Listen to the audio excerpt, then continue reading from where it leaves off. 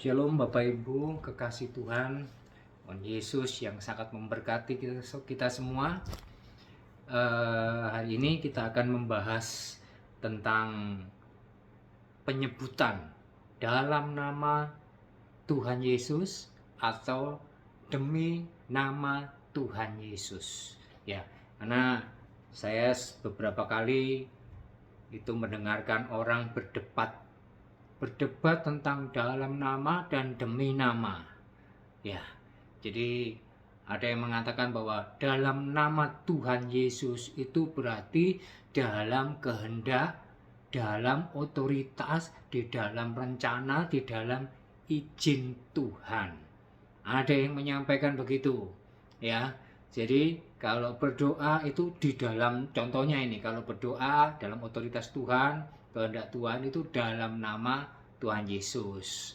Berdoa secara umum untuk berkat, untuk kesembuhan dan lain-lain. Ya, itu ada pandangan yang pertama.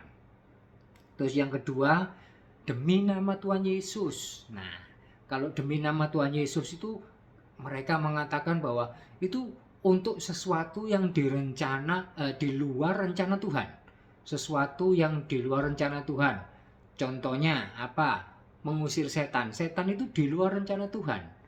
Setan itu tidak diciptakan Tuhan, tapi malaikat yang jatuh dalam dosa. Terus penyakit, diomongkan penyakit itu bukan ciptaan Tuhan. Ya mesti baca Alkitab dulu ya, di perjanjian lama juga ya.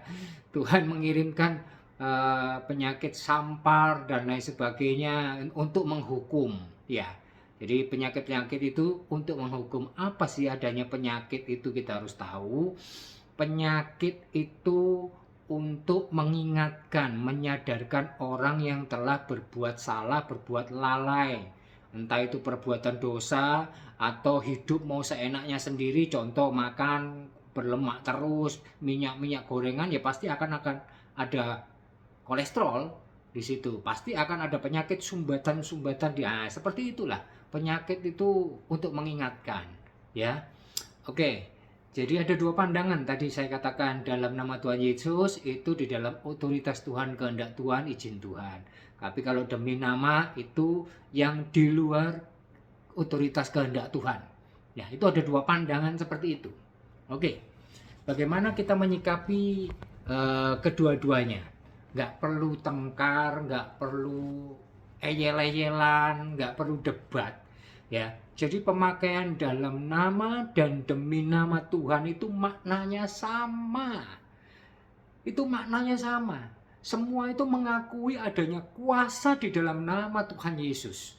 Ya, itu untuk menghormati dan memuliakan nama Tuhan Yesus.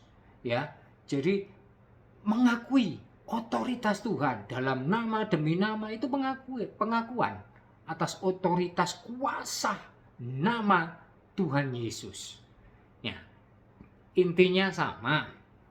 Kita akan baca di Filipi 2 ayat yang ke-9 dan 10 ya, saya bacakan ya.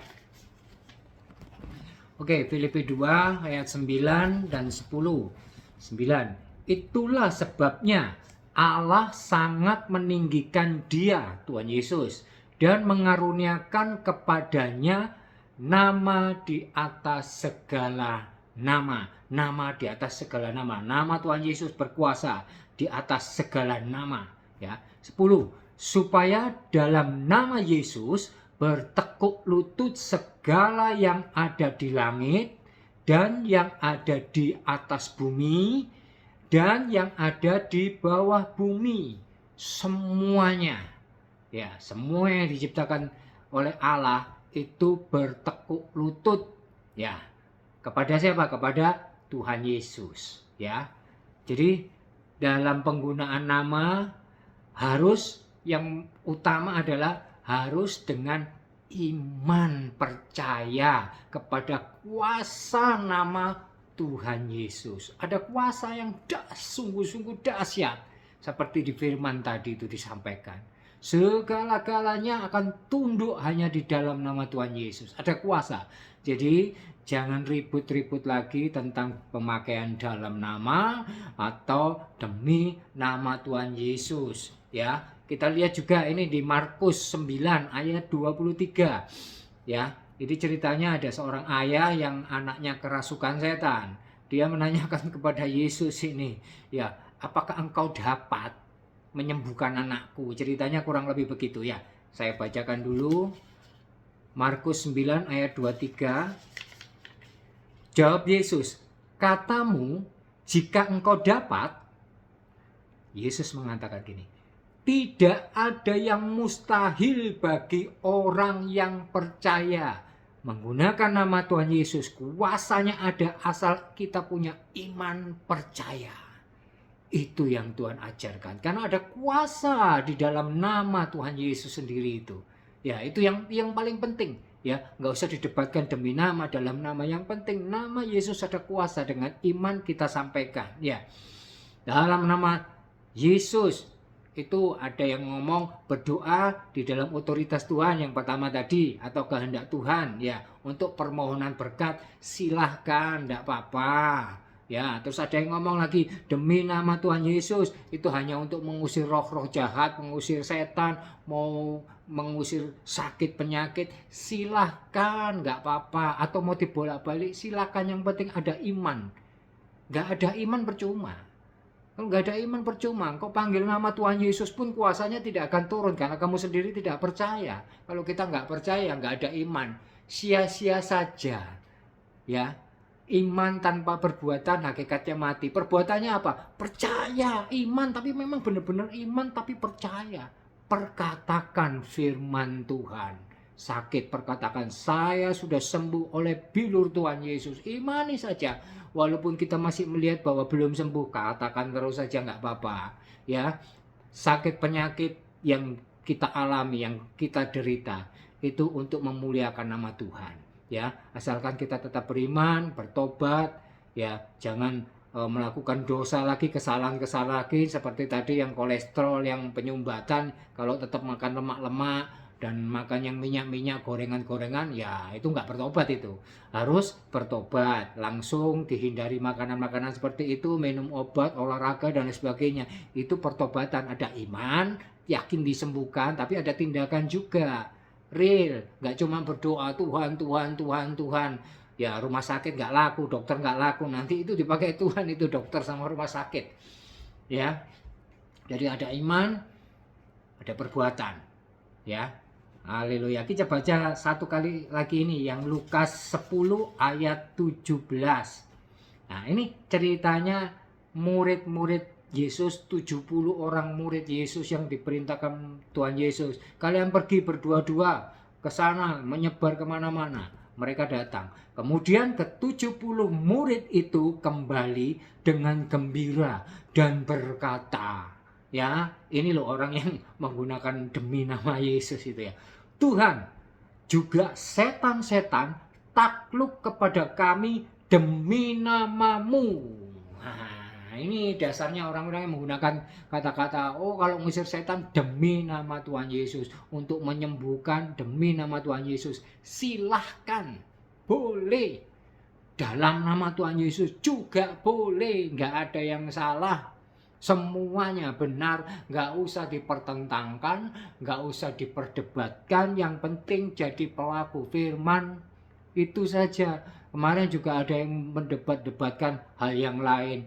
Jadi saya makin banyak melihat orang mendengarkan perdebatan, merasa paling benar, menyebut, wah ini Allah, Allah adalah ini Allah adalah itu, dan lain sebagainya. Terus orang Kristen tidak boleh menyebut Allah. Orang Kristen tidak boleh menyebut Bapa. Terlalu banyak diperdebatkan. Pusing kita lama-lama mendengarnya. Sudahlah, nggak usah dihiraukan itu. Kita baca firman saja. Kita renungkan firman siang dan malam. kita tanya Roh Kudus, kita tanya gembala kita tanya senior pendeta kita tanyakan ini artinya apa. Kalau masih belum ngerti, tanya aja, tanya terus. Kalau sudah ngerti, lakukan firman Tuhan itu. Nggak usah ikut debat-debat yang nggak karu-karuan, nggak ada gunanya. Apalagi debat dengan agama lain. Nggak akan connect, nggak akan cocok. Karena apa?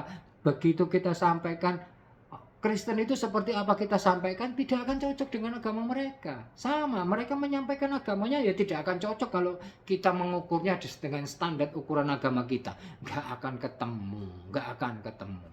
Ya, nggak perlu debat, sudahlah biarkan aja. Yang penting kita melakukan firman Tuhan, itu yang masuk surga. Itu debat-debat nggak akan masuk surga walaupun kamu benar. Walaupun kita benar nggak akan masuk surga kalau kita bukan pelaku firman.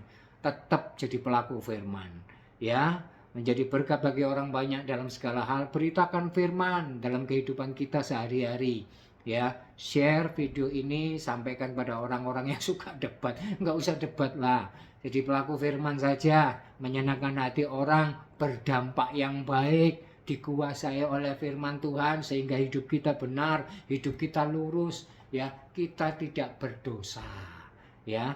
Kita menyenangkan hati Tuhan. Tuhan memberkati semuanya. Salam damai sejahtera. Apapun kondisi keadaanmu, mau selalu mengucap syukur. Sakit penyakit, Tuhan pasti tolong. Ya, dalam nama Tuhan Yesus, Tuhan memberkati semua orang yang melihat, mendengar video ini. Dalam nama Tuhan Yesus, haleluya. Amin.